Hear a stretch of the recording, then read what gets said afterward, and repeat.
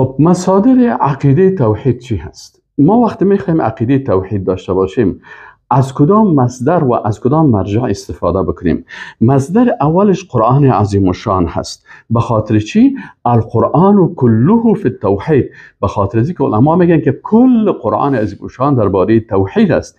پس وقتی یک کس میخواد که عقیده توحید داشته باشه باید از قرآن عظیم الشان عقیده توحید بگیره که الله را برش معرفی میکنه، ملائکه را، کتابهای آسمانی را، ایمان به پیغمبرها، ادب، اخلاق، تمام از آخرت، کل چیزا را، جنت، دوزخ، همه را در قرآن عظیم الشان بیان میکنن.